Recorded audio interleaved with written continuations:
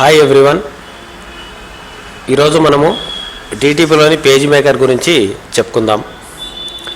Page maker అనేది మనం designing ఉపయోగించే ఒక సాఫ్ట్వేర్.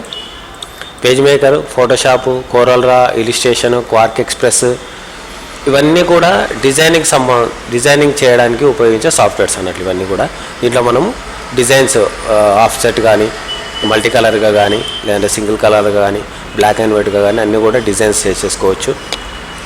విజిటింగ్ కార్డ్ నుండి ఫ్లెక్సీ బ్యానర్ వరకు, బ్రోచర్స్ నుండి మెటీరియల్స్, టెక్స్ట్ బుక్స్ కానీ అన్నీ కూడా దీంట్లోనే డిజైన్ చేసుకోవడానికి ఈ అప్లికేషన్స్ అనేది ఉపయోగిస్తున్నాము.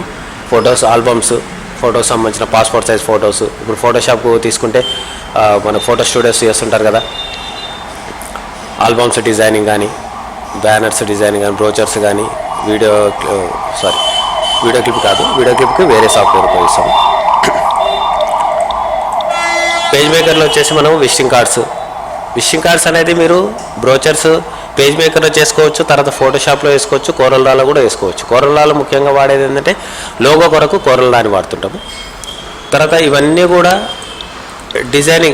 వీటి ద్వారా డిజైనింగ్ చేసేసుకొని మనము జాబ్స్ సొంతంగా బిజినెస్ చేసుకోవచ్చు, లేదా జాబ్స్ కూడా చేసుకోవచ్చు. ఇప్పుడు ఈ క్లాస్లో మాత్రం only page maker just introduction గురించి చెప్పుకుందాం. ఒక్కొక్క సిరీస్గా వీటిని విడుదల చేస్తాను నేను.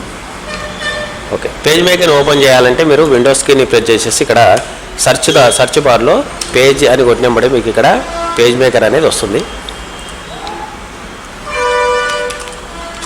ఈ విధంగా పేజ్ మేకర్ అనేది వస్తుంది. అడాబ్ పేజ్ మేకర్ 7.0 మనం చెప్పుకునే వర్షన్ వచ్చేసి 7.0. 6.5 ఉంటుంది, 7.0 ఉంటుంది. ఈ 7.0 గురించి ఇప్పుడు చెప్పుకుందాం. ఇప్పుడు మీరు ఇది క్లిక్ చేయగానే మీకు ఆటోమేటిక్గా పేజ్ మేకర్ అనేది ఈ విధంగా ఓపెన్ అవుతుంది. ఎంటర్ కొట్టినా సరే, లేదంటే మౌస్ ద్వారా క్లిక్ చేసిన అడాబ్ పేజ్ మేకర్ 7.0 అనేది ఓపెన్ అవుతుంది. ఇది పేజ్ మేకర్ యొక్క ఇంటర్ఫేస్. ఇక్కడ వచ్చేసి మీరు దీన్ని టైటిల్ బార్ అంటాం. ఇక్కడ ఈ ప్లేస్ అంతా కూడా టైటిల్ బార్ అంటాం. మనం ఏదైతే టైటిల్ ఇస్తున్నామో ఆ టైటిల్ పేరు అనేది ఇక్కడ వస్తుంది కాబట్టి దీన్ని టైటిల్ బార్ అంటాం. తర్వాత మనం మొత్తం కూడా మెనూస్ ఉపయోగించే మనము ఈ సాఫ్ట్వేర్లో మనం డిజైన్ చేయడం జరుగుతుంది. మెనూస్ అండ్ టూల్స్, దీన్ని టూల్ బార్ అంటాము, దీన్ని మెనూ బార్ అంటాం. Okay, file menu, edit menu, layout menu, type menu, element, ఇవన్నీ కూడా మెనూస్ అన్నట్లు. తర్వాత ఇక్కడ కంట్రోల్ ప్యాలెట్ ఉంటుంది.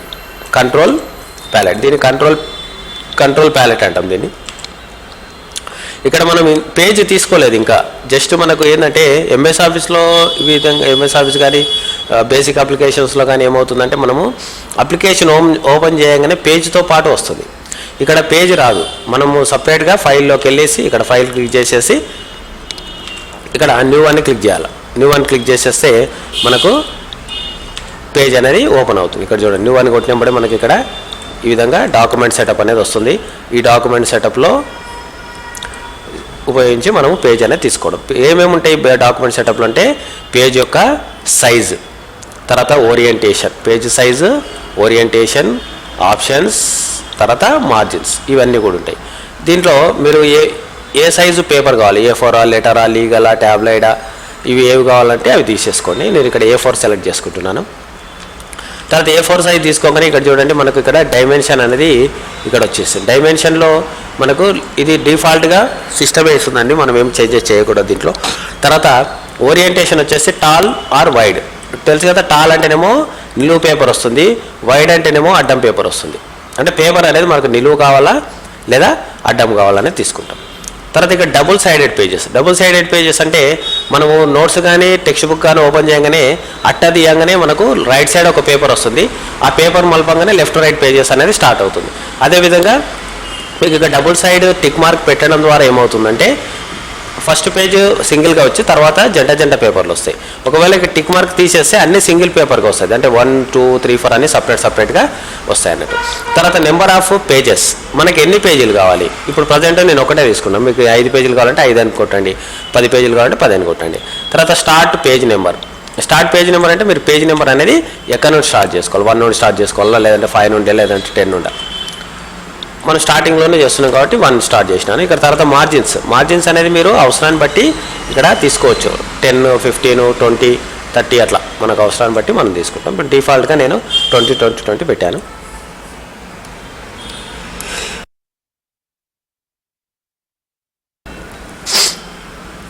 ఓకే, తర్వాత ఇక్కడ పేజ్ మేకర్లో మెయిన్గా టూల్స్ ఉంటాయి.